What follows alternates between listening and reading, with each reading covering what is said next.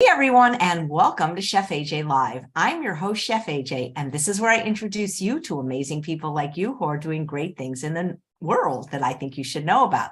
Well, my guest today has been on the show before. Her name is Eileen Kopsaftis. She is a physical therapist, plant-based, of course. And today she's going to be talking about reversing aging and the fountain of youth. But I have a great announcement. Those of you that are on my mailing list will get the whole description and the whole lineup. But beginning this Sunday, which is January 1st, 2023, we are changing the programming to Chef AJ's Broadcasting Network, where we are bringing you some of the best and brightest previous guests of the last 1,300 episodes who will have regular shows on my channel. And Eileen is one of them. She will be prominently featured the last, whatever day this is, Tuesday of every month. So please welcome her not only to the show, but to the new lineup. Hi, Eileen. So good to see you. Hello, AJ. I am thrilled to be here. I'm so excited about this new venture. And you have the best audience in the world, by the way. I love the comments. And before I forget, I want to say, if anybody thinks of a question, I'm going to do my best to go into your channel and answer people's questions, today, tomorrow, whenever they post them. And I don't want anybody to be left hanging. Great. We appreciate when the guests do that. And also, I do my best to read the chat. People don't realize, because I'm streaming like 7 different places, that what I see is different what they see. So when they write it, it's like a ticker tape. It's like, oh, now it's gone. But we always try to answer questions. But also, people on my mailing list know that they can send in questions in advance and they'll get priority, especially when it's like Dr. McDougall, where there's like this many questions, or Dr. Lyle. So yeah, we appreciate that. I'll never forget, there's a person I'm very fond of. She was on the show once when Dr. McDougall, we celebrated a surprise birthday for him. And then her name is Ann Wheat. And she used to be a physical therapist. She's almost 90 now. She's one of Dr. McDougall's best friends. And that's how I met her. And she can't watch the show all the time, as probably nobody can, except for the most loyal of all viewers. But she always says she loves, because she was a physical therapist, she just learned so much from your episodes. So I love that, you give so much information. You're not just talking about one, like you really are. It's like having almost a physical therapy session, in-depth training session with you. Yeah. Well, if people have information, it can change their life, right? So that's really, and I love the fact that I have the opportunity to be in front of your audience, because aging, and that's what my show is going to be all about, is aging. And today I'm kind of starting it off a little bit before the new year, so people can get started early. But, discovering how some of those common rites of passage are actually reversible. We think we have to lose our mobility. We have to lose our balance. We have to, be in pain. We have to have all these joint issues. And it's not true. We need to understand what the good habits are, right? But we also need proper training in authentic human movement. And I say authentic because so many things that we do in the gym, or things that we've been taught by well-meaning but misinformed, athletic trainers. And I'm not bashing a profession, but even my own profession, physical therapists, a lot of the times, you can't teach what you don't know, right? And I'm kind of a dinosaur. I've been doing this for about 30 years. And my training has been very eclectic. I mean, that being plant-based and understanding what people put in their mouth makes a huge difference in pain and all of those things. So I just want people to know that a lot of the things that they were told were normal as they age can actually be reversed. And I just want them to be armed with the truth and be able to have the ability to really affect change in their body. And if anybody's ever heard me speak more than once, they've heard me say, nobody ever set a goal to go to a nursing home. Just saying, yeah, right? I know. By default. And we can't hope it won't happen to us. We have to do something, right? But we also have to know the right things to do. So that's my passion in life. I want everybody to know that they can move without pain, they can keep their mobility, their independence, and age really well into their 90s and beyond. I want them to join me. I want to live to at least 112 and be really stinking happy about it. So. Absolutely, because it doesn't matter how long you live if you're in a state of debility. And that's why you're calling your show Move Well to Age Well. I see so many older people, and especially when I used to work in nursing homes and retirement homes, and it's like they've completely lost their mobility. And I'm not even talking about those that are in wheelchairs, but it's like even just getting up off the toilet, they can't do it anymore. And those are things we should be able to do until the day we die. Yeah. And the worst part about that is you need somebody to help you with your hygiene when you're using the toilet. That nobody wants that. So, any way I can prevent that or help people prevent that, I'm in. So Great. Well, I can't wait to see your presentation today. all right, thanks. So I'm going to go ahead and share my screen. I got a few slides, not too many. I want to talk a little bit, share some of this. I'm calling this reverse aging, the fountain of youth. So I kind of want to back up what I'm saying, right? And show that there is some validity to what I said. I'm not just making this up. And then I'm going to go downstairs to my gym and I'm going to teach people some movements so that this will be very practical application, right? So hit the wrong button, share my screen. There we go. I almost tried to record us. Okay, so everybody can see my slides, I hope. And my goal here is to teach you how to move well so you can age well. And today we're specifically going to talk about how movement can be literally called the fountain of youth. And I'm going to show you a little bit of science. But I do want to make sure that everybody understands this is my mantra. I want people to be an informed healthcare consumer, because many of the decisions that we make are made without being informed, not knowing what our potential risks are, what our potential benefits are. It's very, very important to be informed, right? And if we are informed, we definitely make better choices and we have improved outcomes.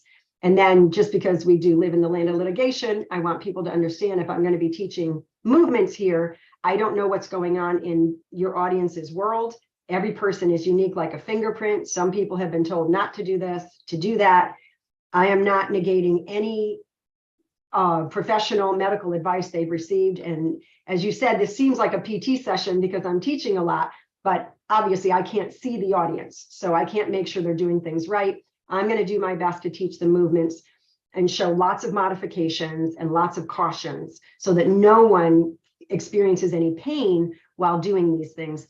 But please know that, this is not a professional session with anyone, right? Okay, so why you must exercise. And notice I put the word must, not why you need to or why you have to, why you must exercise. There's something called sarcopenia. And actually, I was updating some of my information and my data, and I've seen where it starts as young as 35 years old. But 45 years old is around that magic moment in time when your muscle mass starts to decrease and the body fat mass will increase.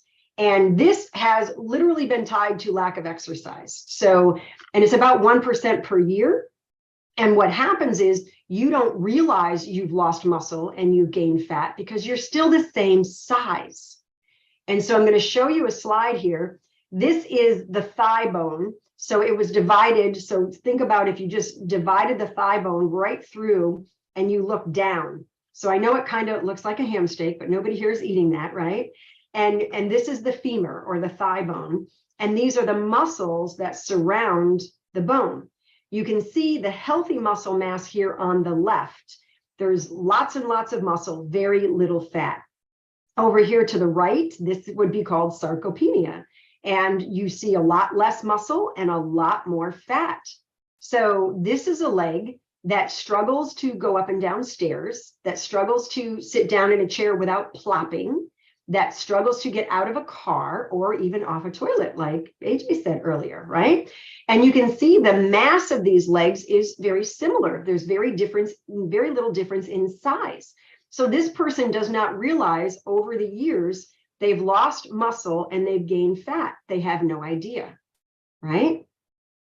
Now, diet alone, while it's extremely important, it's hugely important, it is not enough for us to age well. We must move. You can eat the most perfect diet on the planet, but if you are not exercising, you will not age well. I can guarantee it. And my mom was Irish German. She said, never make a promise you can't keep. I can promise you, if you're not exercising or moving, your aging is not going to go well, right? So we'll look at a couple of statistics here, which you might find interesting if you've never seen this before. But physical inactivity is actually become the 4th leading risk factor for death. So not moving, right? It's right behind high blood pressure, tobacco use, and high blood sugar.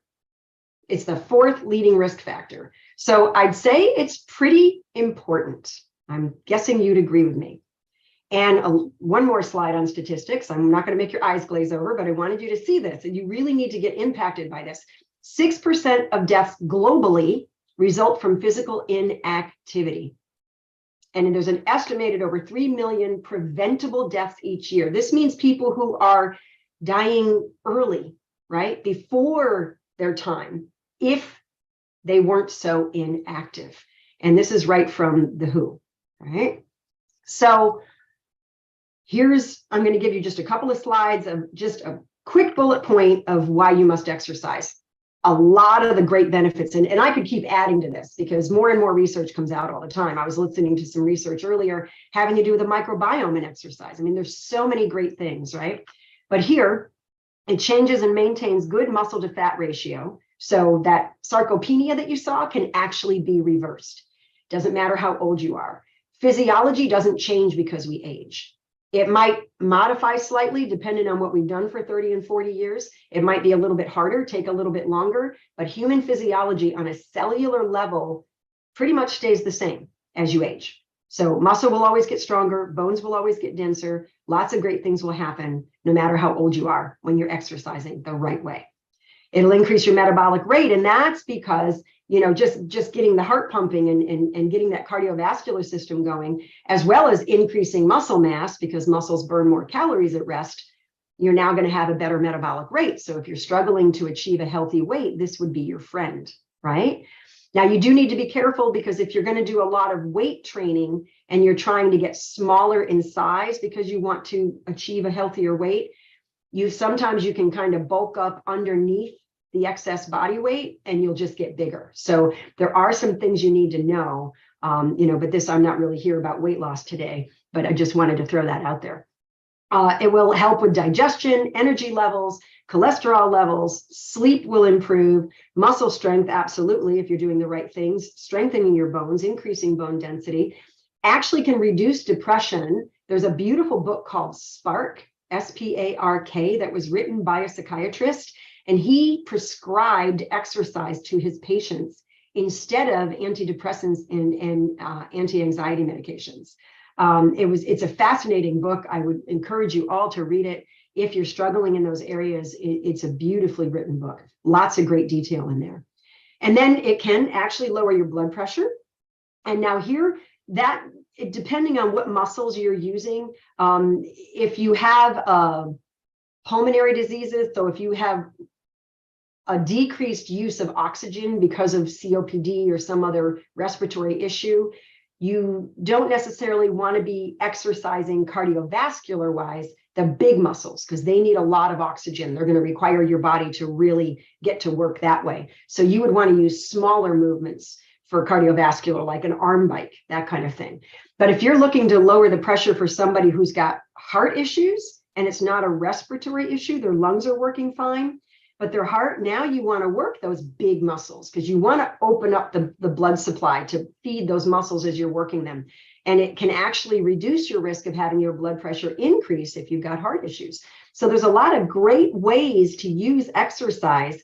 You do want to be a little bit more informed and armed, and maybe talk to a professional depending on your own specific issues, but a lot can be done that's very, very beneficial. And of course, the more you exercise, the more your endurance and your stamina improves. And this is the last one on the bullet points. Mental alertness, again, read the book called Spark. We had kids in TIMS, they're math tests that are given globally.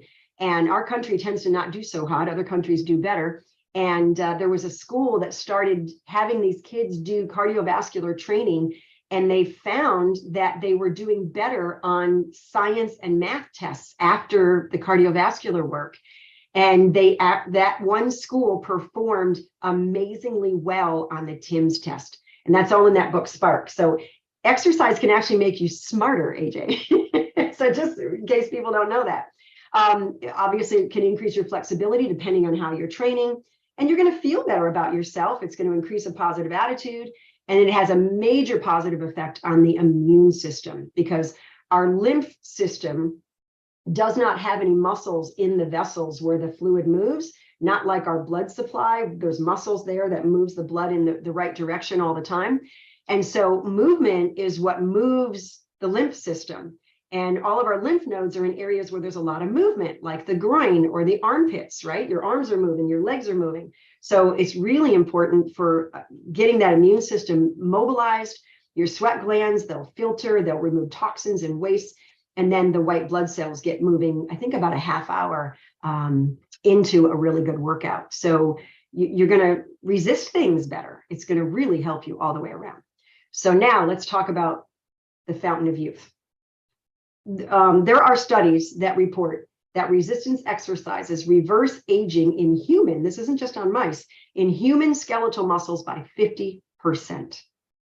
I mean, that's huge. You do see the word here, reverse aging, right?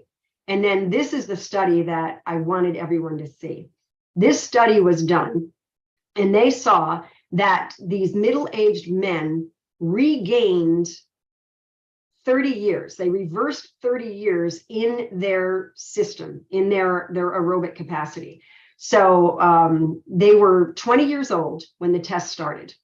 And what they did was they began the test with testing their aerobic capacity after 3 weeks of bed rest. They wanted to see what 3 weeks of bed rest would do. They were only 20 years old. 30 years later, the very same subjects had similar testing, both before and after doing 6 months of exercise. And it was pretty basic exercise program. Now, before the exercise, at the age of 50, now this was 30 years after the first part of the clinical study, their weight had increased about 25% on average.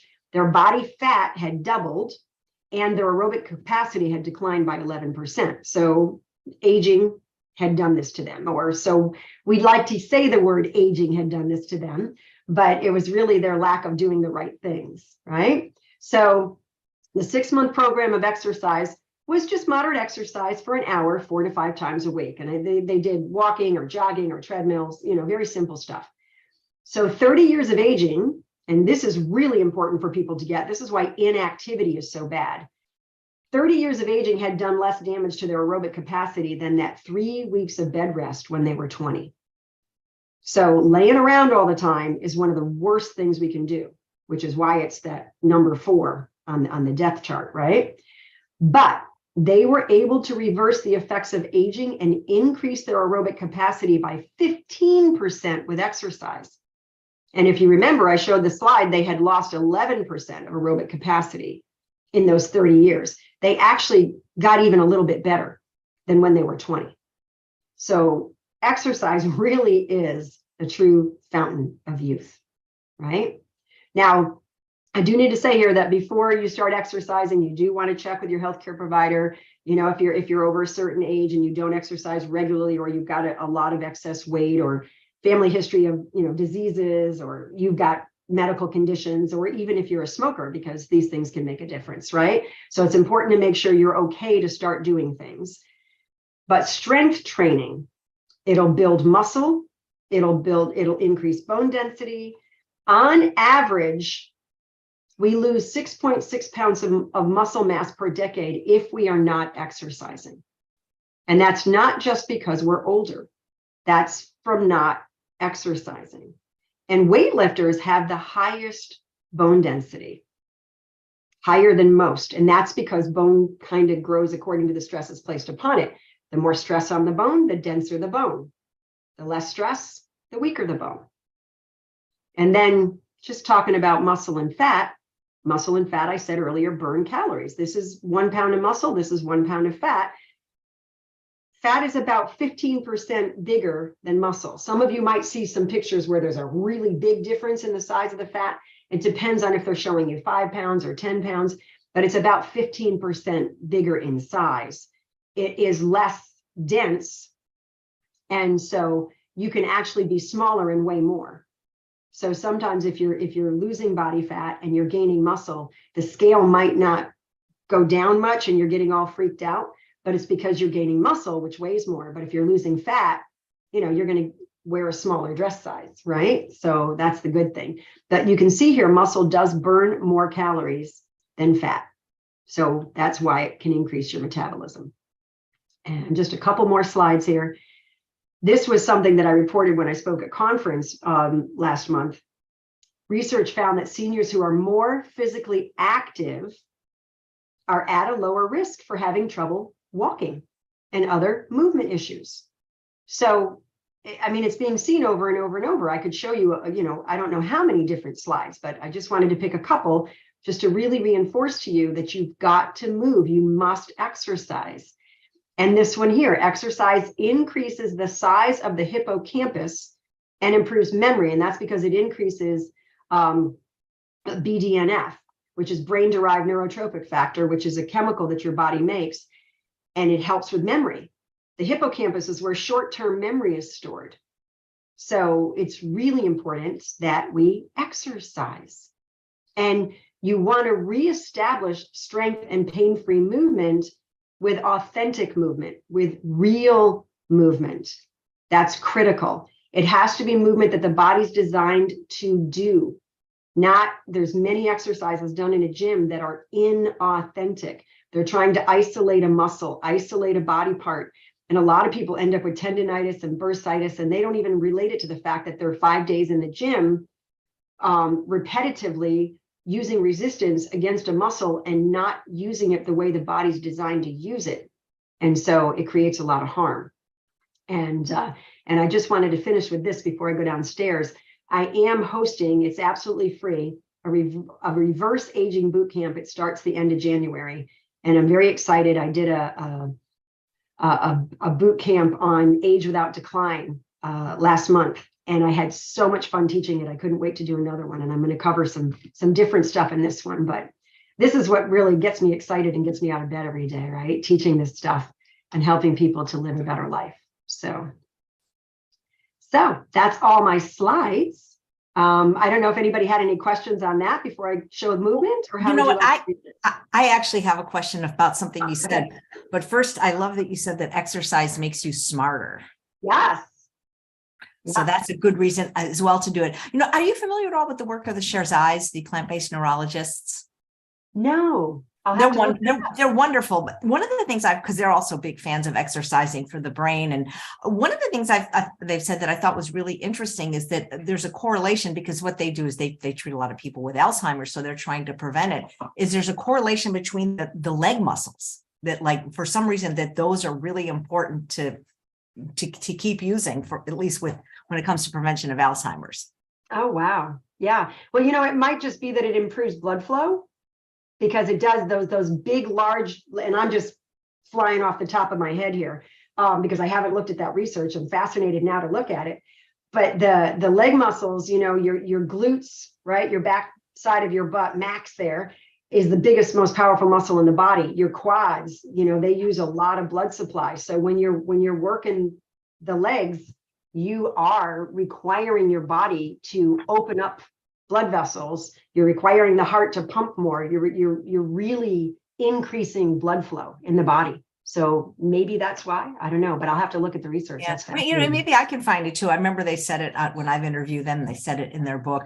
I just want to tell you that Angela, who's watching live, who's a wonderful personal trainer, said that she took your boot camp is excellent, and she gave me a super chat donation. So thank you so much. Here's a really funny question from Colleen. She says, "I know you're supposed to talk to your doctor before you exercise, but does anyone really do it?"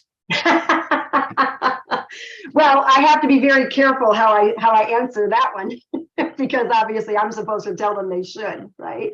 But sometimes physicians, they can again only advise what they know, but they're going to know your medical conditions. They may be able to arm you with any concerns. Most people, if they really have a lot of medical conditions, they're type 2 diabetic, they've got cardiovascular disease, they've got high blood pressure, all those things, they're going to want to be careful how they get started. And so getting some professional medical advice might be a good idea. Right. Yeah. Well, I'm one of those people that do ask. And unfortunately, when I asked, I was told that I could never play pickleball again from my injuries. But anyway, yeah, what can you do? Well, one of the viewers is saying, my goal is to stay out of a nursing home. That's a wonderful goal. Yes. And I think, one of the things you said, and you hear this all the time from people, like that muscle burns more calories than fat. But how? I know it does, but how does it do that? Well, if it's kind of funny, I heard somebody say this one time. We know it's not quite that accurate anymore, but if you look at a fat cell under a microscope, it just kind of lays there and looks back up at you. Doesn't really do much. But if you look at a muscle cell under a microscope, it's like the 4th of July. There's so many actions and so many things going on that it just requires more calories. Right. But we do know now that fat cells are kind of like little chemical producing factories. They create a lot of things that increase chronic inflammation. And that's why when people carry excess weight, they tend to have more chronic pain issues, that kind of thing. But muscles are very, very metabolically active. You've got actin and myosin. You've got all of these things that are happening. They're sliding to contract and opening up to lengthen. So they're very active, whereas fat cells aren't really moving or doing anything like a muscle would. Great, thank you. Here's a question from a live viewer. Cindy says, does being postmenopausal cause a decrease in muscle mass? I haven't seen research that would confirm that. That doesn't mean there isn't any. I know being postmenopausal can really wreak havoc on women, hormone level wise. So, but it's important to know that it's really all about, are you moving or are you not moving? And we have to consider too, a lot of the times when research is done, there's more than one drink in the mix. In other words, the majority of people postmenopausal have probably slowed down. They're probably not as active as they used to be. So now, are we blaming it on being postmenopausal, or are we looking at activity levels, right? And then of course there's, what are they eating? And are they hydrating? And what's their mental attitude? And I mean, there's a lot of variables that makes some studies really hard to give you a hard and fast yes or no, really proving causation, I guess is the best way to put it. So I would have to look and see if there are any studies that prove that. I haven't come across any, but that doesn't mean there aren't any. Right. Dave says he feels guilty not wanting to walk in the rain. And I remember we had Dr. Melissa Sunderman on the show, and she says, there's no such thing as bad weather, just inappropriate clothing. But there's probably things you could do inside, Dave. Yes. I admit I will walk in the rain. I have walked in the rain. I've got my umbrella and my hand gets tired after a while holding the umbrella up and hoping it's not windy and flying it off. And I'll bundle up for, below zero and all that stuff. But I also did purchase a rebounder so that if I really didn't want to go out in the bad weather, I could at least do something, right? So, yeah. Absolutely. Let's see if there's any more questions before we go to the exercise. Here's one from Susanna. I ride my bike almost daily, which I hope would be a leg workout. And then I do arms and I do lift weights or bands. Is that sufficient for a 55-year-old woman for exercise? Well, I would need a lot more information. I don't know how long you're doing it. Are you huffing and puffing? What kind of weights are you using? What kind of movements are you doing? And you might get some of your answer when I show the movements when I go downstairs, because a lot of the times the movements we're doing aren't really that beneficial at real strength as we get older. Do you believe that the best exercise is the one you'll actually do? Yes, that's a funny statement that was made kind of famous by Jack Medina. He was the summer training coach for Kathy Rigby's summer camp. And he would joke about that and say it's the one that you'll do. And it's true in a sense that if you would rather chew off your arm than do the exercise you're doing, you're going to be less likely to be consistent. If you don't enjoy what you're doing, there's so many ways to exercise, especially aerobically. But when it comes to strength training, you really got a couple of variables. You can use body weight or you can use actual weights. You can use machines, but if they don't fit your body right, there's so many different ways to alter how a machine fits your body when you sit down to use it or get onto the machine. But they've done study and they say that people won't make more than 2 alterations to a machine. So it still probably doesn't fit their body right. And a lot of it, I think, is just lack of knowledge. You don't know how many ways you can change something when you get on it. And you don't want to look stupid in front of everybody in the gym. And there might be somebody waiting in line to use the machine, right? So there's all that. But yeah, when it comes to strengthening, you've got only a few options. But when it comes to aerobics, there's lots of options. Yes. Yeah, that's great. Diana Another super chat. This is my lucky day. You brought me good luck, Eileen. Thank you so much. Good.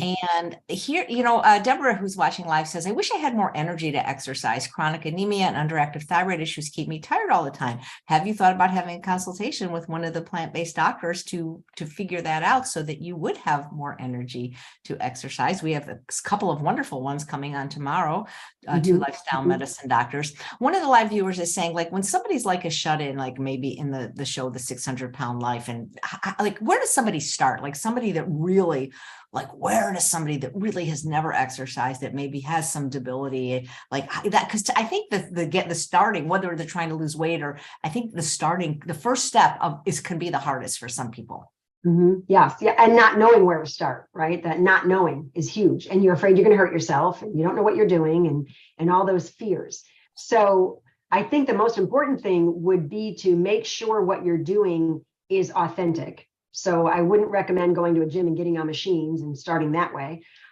Sometimes it's as simple as just start walking, right? Walking is the most authentic movement we can do. And just walk. And you can do little bursts where you walk a little bit faster and then slow down and rest a little as you keep moving, and then walk a little faster and slow down. I mean, that's probably the wisest starting point if it's somebody who's really been very, very sedentary and really struggles to move. That might be the best thing to do. That's fantastic. I love it. All right, let's see if there's no more. Oh, yeah. Anne wants to know, is your boot camp online? Is it recorded? Because I'm guessing it's not in person. Yes, it is online. It's on Zoom. And I do record it for people who can't make it. And I reward people who do the homework. So. Whoa. And then if there's prizes, I'll consider it. Yes. You get a reward if you do the homework. I used to draw prizes. I would draw names. And then I realized, you know what? I want everybody to get something. So everybody who does the homework gets something. And the last event I did, I think about 40 people got a reward. So. Wow. Well, gosh, now there were over 100 people in the boot camp, but 40 of them did the homework. You have intrigued me. Gloria says, how long should a person lift weights for? 10 minutes? It's not necessarily the time, it's what you're doing and what is your goal. So if your goal is to increase muscle mass, then you want to be doing less reps, more resistance. If the goal is to just kind of tone and build endurance, then you want to be doing lower weights and longer numbers of repetitions. It really depends on your goal. So there is no hard and fast, rule there. I mean, I don't prescribe that people need to hang out in a gym for 2 and 3 hours doing weightlifting to maintain a long, healthy life. You can do, relatively speaking, I have an online academy, I have an online private club, I have a lot of things that I do, a lot of live classes I teach. And typically you can get a really good workout in under an hour. So it's not like you have to invest your whole life. Right? Yep. Here's a question. Is jump roping a good exercise? Yes, absolutely. And that can really get the heart rate up. That's great. And this is from Diana. I fractured my ankle. Any exercise suggestions are welcome. Isn't water stuff good if people can do it? Water is a beautiful way. There's hydrotherapy, right? But there's, and you can go into a PT clinic and you can get your foot in the whirlpool tank and you can do active range of motion, which is great to kind of get things moving. However, the ankle really needs to be able to bear weight and do everything it's supposed to do. I am going to be showing an exercise for ankles when I go downstairs, because ankles is one of the biggest factors in aging well. And people don't realize when they start walking flat-footed and they're no longer landing on their heel when they walk, that's because that ankle has lost mobility, and it's really important. I wouldn't want to give anybody specific advice here, obviously. You need to make sure that you're cleared by your physician or whoever's working with you, that certain movements are okay, how much weight bearing you're allowed, all of those things.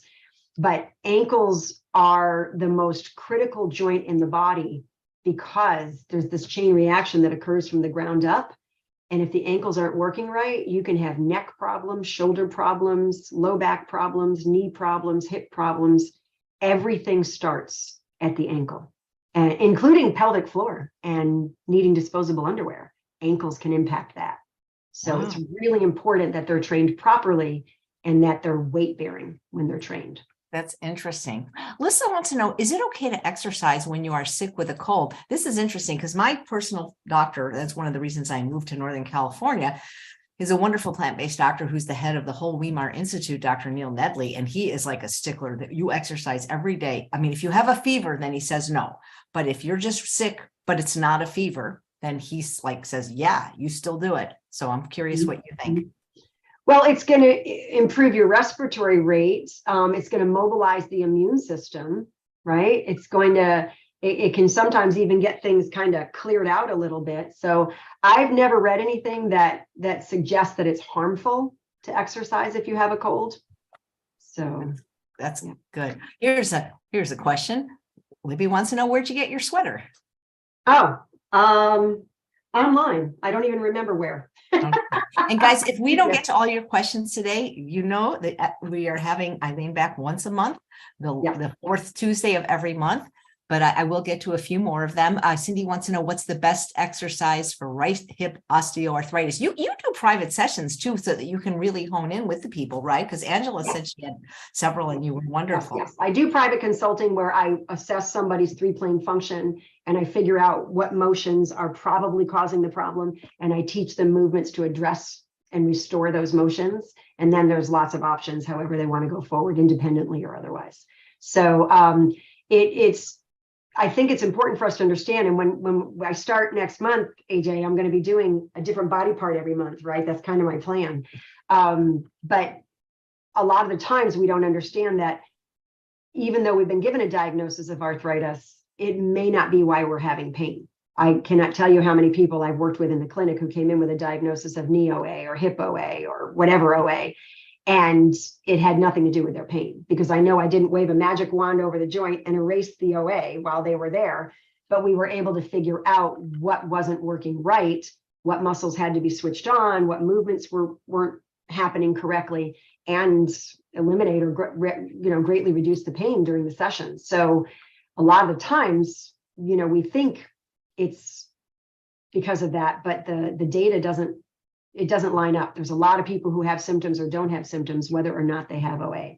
So thanks. Sheila wants to know, are there exercises that can help with nerve damage?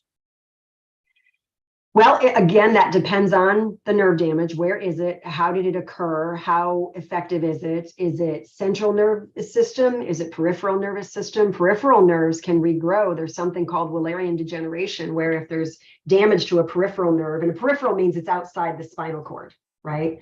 And so it goes down the arms or down the legs or whatever. And if there's damage to a nerve, the body's job is to go and clean it up, kind of like these little Pac-Men to get rid of the damaged nerve. And then the nerve can actually regrow, it can regenerate.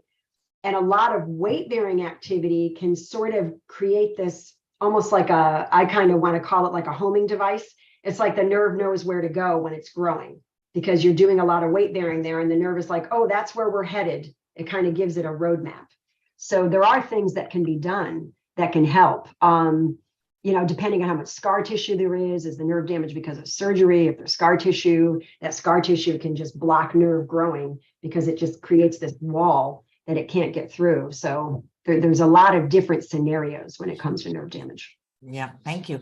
Debbie says, I'm sick with COVID and don't want to lose much fitness, but I'm coughing a lot and very weak. How do I ease back into working out? I think that's an excellent question because, I'm going to just tell you what I say, and then I'm going to ask the expert, because it's sort of like when people have cheat days with the diet, it's so much harder to then get back on your healthy eating plan, which is why I think it's easier to be abstinent and just, do the right thing all the time. But that's my personality. When I have had things like injuries and I couldn't exercise for, I think the longest was 6 weeks, it is really hard to get back. And so what I've done to trick myself is my main form of exercise, other than walking Bailey, is I have a real spin bike.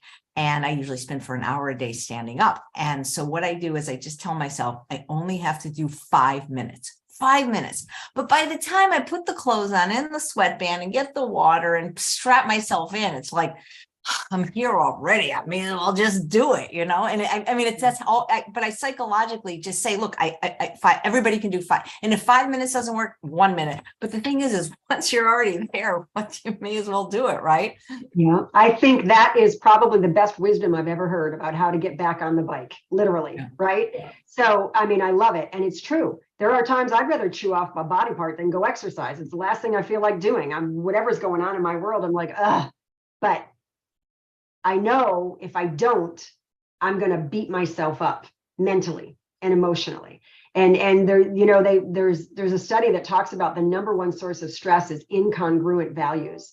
And what that means is if something is really important to you, but you're not living your life in a way that shows it, you're under an immense amount of stress. So if being physically fit and well is really important to you, but you're not doing anything about it, you're stressing yourself out big time. So, but I love that, AJ. I love that. Just 5 minutes, 1 minute. And you're right. Once you get going, even if I don't even feel like going out and walking, no matter what the weather is, once I get out there, you know, I might even tell myself, well, maybe I'll only go to, like, because I've got all these beautiful landmarks that I can go to. There's this gorgeous bridge with the water that goes under it. There's a waterfall. There's all this great stuff I can walk by. And I'll say, well, I'll just go to the bridge. You know, that's only 30 minutes. I'll just go there and back. And of course, once I'm there, I'm like, I think I'll do the loop up and around, you know, and now I'm doing 6 miles, right? But I'm out there. And so, yeah, just getting started. Yeah, that's the hardest part. Chris says you've got some really cool virtual classes on your website, and he thanks me for having you on the show. You're welcome. And here's a question. What do you think about Zero Shoes and other minimalist brands for walking? You could probably do a whole episode on what to wear for working out. Yes, I get asked question on footwear a lot. And again, that depends, right? There are people who have some real serious arch issues. I'm not a huge lover of orthotics, but there are some people who absolutely need them because they have no support in their feet. I mean, there are people who've had serious surgeries because, you know, there's something called the All-American surgery because there's literally no arch in their foot and everything's collapsing and they're in constant pain. So, you know, feet are huge. We're on them all the time. And it's really important that we take good care of them. That said, if you're not somebody who's wearing orthotics, if you're not somebody who's got serious issues with the arch of your foot, then we have 4 layers of muscles in our feet. Our feet are just as complex as our hands. The only difference between the feet and the hands is the toes aren't quite as long as our fingers. And our big toe doesn't do this. It won't do this motion where it'll go across opposing, right? The big toe doesn't oppose. I've watched people, I'll never forget this one video of this young woman who used her feet to take care of her baby. She used her feet to change her baby's diaper and get her baby dressed. Oh my God. I've seen people play the piano with their feet. Oh, I mean, it's mind blowing. I can't even use my left hand. I mean, that good if I have to. I know, right? But that's what I'm saying, though. The muscles, the layers of muscles in the feet are so complex that they can do almost everything the hand can do except for opposition. So here's the deal. If we're constantly wearing shoes and we're never barefoot, I heard one expert say, it's kind of like wearing a coffin for your feet.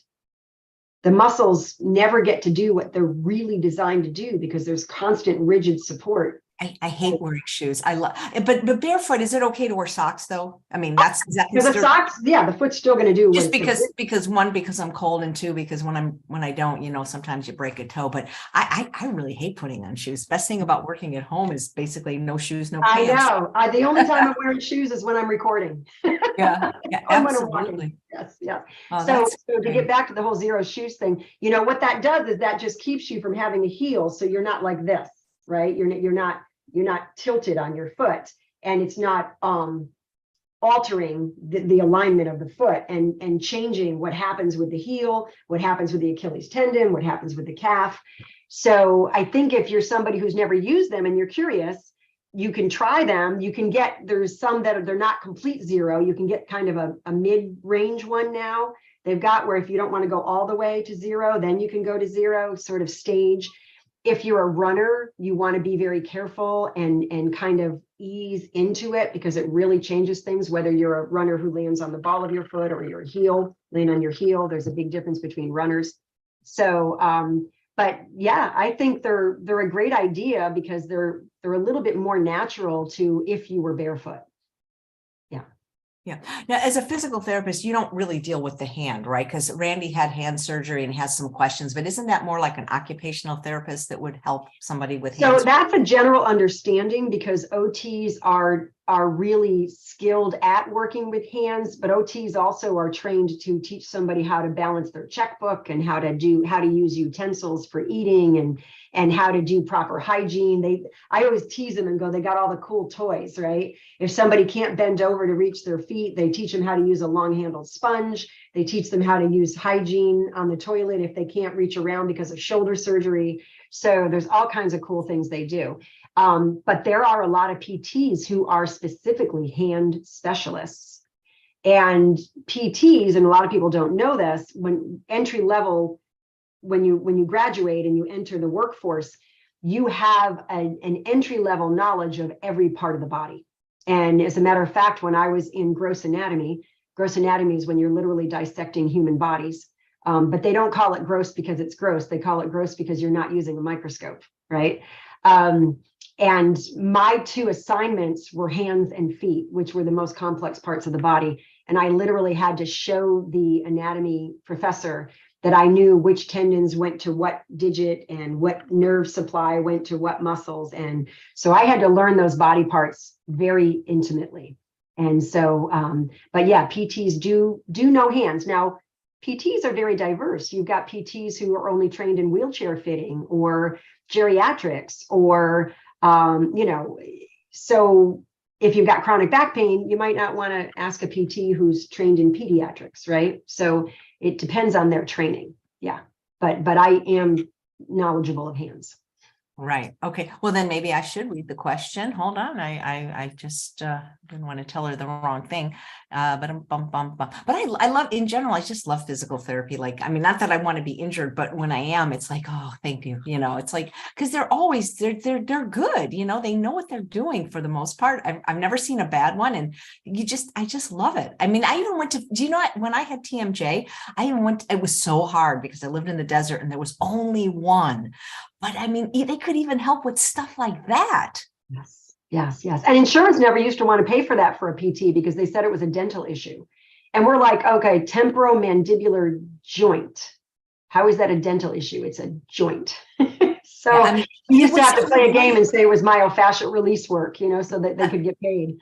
I haven't found one up here, but you're going to love this. I mean, I went to so many dentists and devices, and because I couldn't find a physical therapist up here to help me, I went for acupuncture. And after like 5 sessions, I mean, after a year and a half of suffering, I can open my mouth. I mean, I still hear the click, but I mean, the pain is gone. It's incredible. But this guy, again, I mean, I don't know what he would do. He would just take his finger and just like, I mean, it was like amazing. Yeah, like, you can release the joint, and you can go internal too and release the joint. I just think it's such a noble profession, and I just love what you guys do. So here's the question from Randy.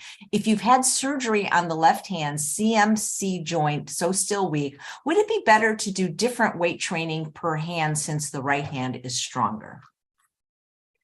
So what I've always been a proponent of when you are rehabbing the body and say you've got some limits in hand function, it's important to try to do as much as possible that's authentic. A lot of the times what I would like to do is use TheraBand, because the hand has to kind of grip it, but you can make a handle with the TheraBand, so and it's not really hard.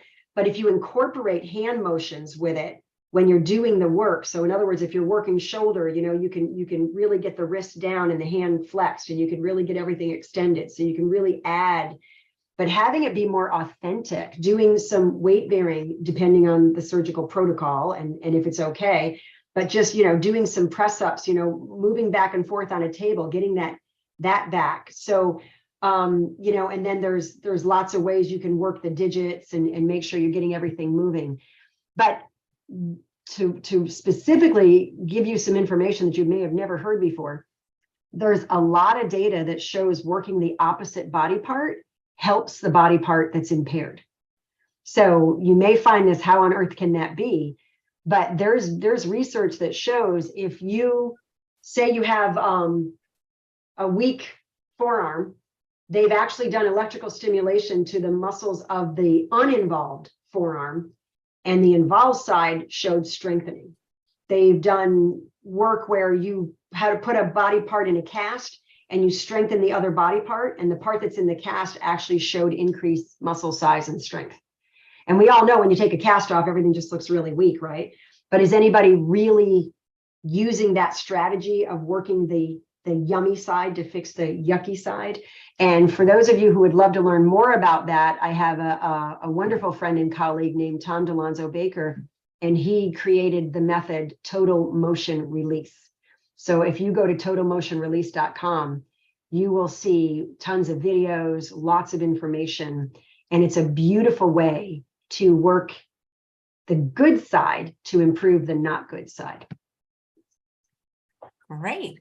Well, I think that's all the questions for now. Don't worry, she's coming back the fourth Tuesday of every month, and she's going to show us some of the exercises. So she's just going to leave one room, go to another room. I'm going to go down to the gym. Great. I'll be there in about 10 seconds. Great. And I'll entertain you guys till she's back. So some of the questions you guys are asking, like neuropathy, nerve damage, I would like you to please bring them back tomorrow. We have 2 lifestyle medicine doctors, and other doctors will be coming on, like Dr. Stefan Esser, who is a sports medicine doctor. So they'll be probably better suited to answer your questions. Please be sure that you get on my mailing list at chefaj.com, because we are sending out the show lineup for the 2023 Chef AJ Broadcast Network, a whole new type of broadcasting starting this Sunday, which is January 1st. So we're sending it out early Saturday morning. So get on that mailing list. If you aren't getting it because you think you've signed up, it's usually because your server blocks us. So make sure you whitelist us, check your junk, check your spam. And if all else fails, email help@chefaj.com, and we will help you to see why you aren't getting your emails. We can usually fix that if we hear from you. And just know that, like for the doctors, like Dr. McDougall and Dr. Lyle, you got to send them in advance. All right. Mona just signed up for your class. So. Oh, good. Yay. For the boot camp. Yay. Well, now that I know that there's prizes, I think I'll do it. I mean, heck, it's a weekend for a prize. Yes, yes, yes. Okay. So what I wanted to do was show you, the whole point about this is to understand just how powerful movement can be when it comes to aging well, right? And I'm sure the audience, there's a lot of different variables out there. Some of you may be fairly sedentary because of health issues or injuries or surgeries or whatever. Some of you might be really, really fit. I mean, I know Angela is like so fit, it's ridiculous. She's amazing. And so, and then there's going to be those of you who are all the way in between. So what I thought I would do is I would cover 3 body parts that tend to be the biggest culprits when it comes to not aging well. And we're not aware that those areas are the problem, right? And so what they are is the ankles and the hips and the thoracic spine, or the trunk, which is between the neck and the low back. So what I'd like to do is show a couple of movements that can be really good to be sure those body parts are moving right, or at least start rehabbing them in a way that will help them to start working better if they're not working well, or again, to prevent decline if they are. So the ankle, the reason the foot and the ankle is so powerfully important is because when you go to move, if you're on your feet, what happens at the foot and the ankle is what directs every single muscle and joint above the foot and the ankle with the movement. And so if that's not happening right, the direction is not going to happen right. And, I've worked with people who, I'll never forget the one guy who had chronic neck pain, and they were treating his neck till the cows came home and nothing, it fixed it. And then I found out he was having his neck pain in his morning walks. And I asked him if he'd ever sprained his ankles. And he said all the time in college and sports, we restored ankle function and he had no more neck pain when he walked. They could have been treating his neck forever. So it's really important that we understand, ankles really matter. And the ankle is probably the most complex joint in the body because there's 2 joints. There's the ankle joint proper, which is when you bend and, point your toes and lift your toes up.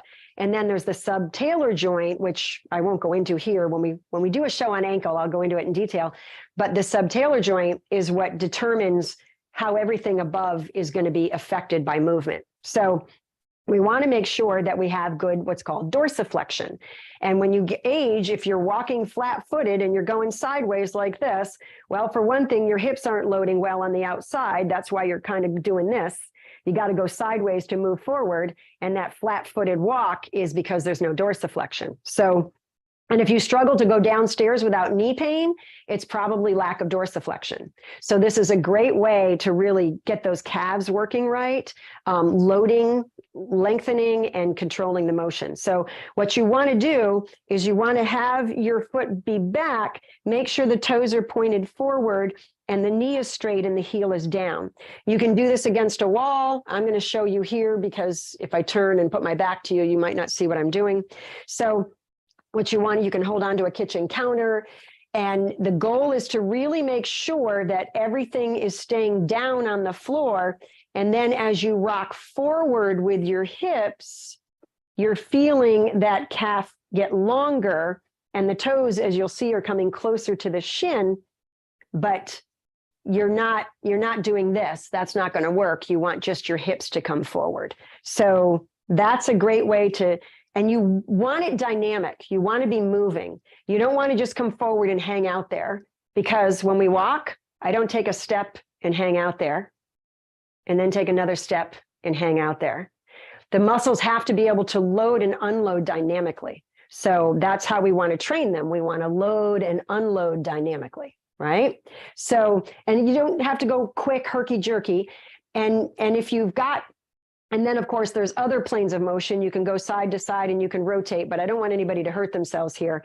I do have a free class if you go to the private club, and I think I sent all the links, AJ. So, but it teaches how to do it in the 3 planes, right? But you really want to come forward and feel that calf load, and then completely unload and let it, take the stress off. So you're lengthening it and you're letting it relax. And that, just doing that alone, I've had a lot of people who had chronic plantar fasciitis issues, and all they had to do was load their calf muscles and their plantar fasciitis improved. Now, not always, but sometimes it'll work. That simple will work for that. So that's one area. You need to make sure that's working. Another area is the hips. There's the front of the hip and the back of the hip and the outside of the hip. Those are all very, very important. And this isn't about chronic hip pain. That's a whole nother conversation. But if you want to be sure that you don't plop, and this is important, how many people, when they go to sit, they get about here and then they plop, right? If you're a plopper, it's time to do something about it now, because it's only going to, time goes on and things get worse, and time never stops, right? So what you want to do is you want to work the back of the hip. And if you are pretty sedentary or you've got a lot of weakness, hanging on to the kitchen sink is a really good idea. Have a chair behind you. Make sure your knees are against the chair and your bottom goes back and down as your knees stay back. If your knees go forward, you're going to feel it more in the knees and the quads, and we're trying to work max, right? Gluteus maximus. Max is your power muscle. You do not want to lose power. If you struggle to open a door, you've lost power. It's max. It's not your arms. So what you want to do is you want to go as low as you can go to the seat without losing your balance and without your knees coming forward. And you'll feel like your weight's on your heels and your toes are coming up. If you feel that, you're doing it right. If you got a knee that's not happy, put that foot forward a little bit and see if that knee is happier. Okay, so you want the power source. The other thing as we age, what happens is the front of the hips kind of lock up. And if you're somebody who, when you go to get up and you're kind of like, oh, I can't really straighten up, you're kind of like this for a few steps, it's those hip flexors, the psoas, they're kind of locking short and they're not really lengthening enough to let you be upright. And you want the front of your body to allow you to be nice and upright, or even bend back a little if you're reaching overhead. How many older people do you see? They're kind of like this when they walk. They're afraid to stand up straight, because if they do, they're going to fall backward because the front of their body doesn't control motion. So you want to make sure the front of your body can really control motion. A really good way to start with that, if that's something you're not used to doing, would be if you're in what's called a stride position, 1 foot forward a little bit, and then just reach up and bend back. So now, because you've got 1 foot forward, you're fairly stable. But if you don't feel stable, just hold on to something, right? And just reach up. But that leg that's back, the front of that hip is going to load and unload, as well as your abdominals, the whole front of your body, or what would be called the anterior chain. But we want that front of that body to be able to load really well and unload and load and unload. And then, of course, you would switch sides and do the other side, right? And that's going to really help if you're somebody who, like I said, gets up out of a chair, or maybe bending backwards is painful. The psoas attached to T12 through L4, which is the lumbar spine, almost all of it. And so if you've got back pain when you go to stand up, it might be these. And just getting these to release can be a godsend. And then the last thing I wanted to talk about was the trunk, the thoracic spine. So you want that area of the body. That's where all your ribs attach. You've got 12 ribs, right? T1 through T12. And you want that bar, one of my favorite people to learn from is Dr. Gary Gray. He's the founder of the Gray Institute, and his nickname is actually the father of function. And as he teaches, he says the thoracic spine is the silent saboteur, because nobody ever, well, I shouldn't say nobody ever, rarely are there symptoms in the thoracic spine. Usually, if the thoracic spine is not functioning well, the symptoms will be in the neck or the shoulders or the low back. So that's why you call it the silent saboteur. It's causing the problem. It's kind of like when my two older kids were younger and my son was the quiet one, and he would do things to kind of get his sister annoyed. She was the one I heard, but he was the one causing the problem, right? So it's like that. So you want to make sure your thoracic spine is moving, and it will move in all three planes, which means it goes forward and backward, it goes side to side, and it rotates. So you want to make sure it's doing that. So a nice way to make sure that it's doing that is you can cross your arms, and if you go to kind of crouch, and the goal here it's not for me to bend at the hips, right? Because it's about the T-spine. So what you want to do is kind of like you're trying to bring your elbows into your belly, and you feel your upper spine sort of hunch, right? You're not going to keep it there. It's a dynamic load. You're loading it and you're unloading it. And then to get it to go extension, the opposite, if you lift your chest up and have your head and shoulders go back a little bit, but it's important to lift the chest first and go back a little. And again, this isn't me just going backward and sticking my pelvis forward, right? It's not about the hips here. This is about that T-spine. You're going to get that nice extension. And then to make sure it's going sideways, you just kind of feel your ribs, almost like you want to tap the wall with your ribs. And then rotating, same thing. You want to turn, but if you focus on keeping your pelvis from rotating with you, because then you're just going to get rotation here and it's not really happening in the trunk. If you kind of keep your pelvis facing forward with just a little motion, you'll get a nice rotation. And notice if there's a difference. If you can rotate a lot further to one side than the other, that means your body's compensating all day long, and you don't want compensation. You want to try to get things balanced and working well on both sides. So those three areas, the ankles, the hips, and the trunk, tend to be the biggest culprit areas when it comes to not aging well or aging poorly as far as movement and function go. And if you work those body parts regularly, really well, it's going to be to your favor. So, all right, I'm going to answer any questions if there's any. Right. Well, this was great. I love that you showed us.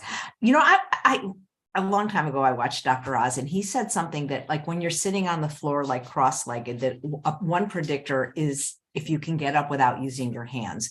Is that true? Because I can't really do it, almost can do it. And how hard should I be working on making that a reality?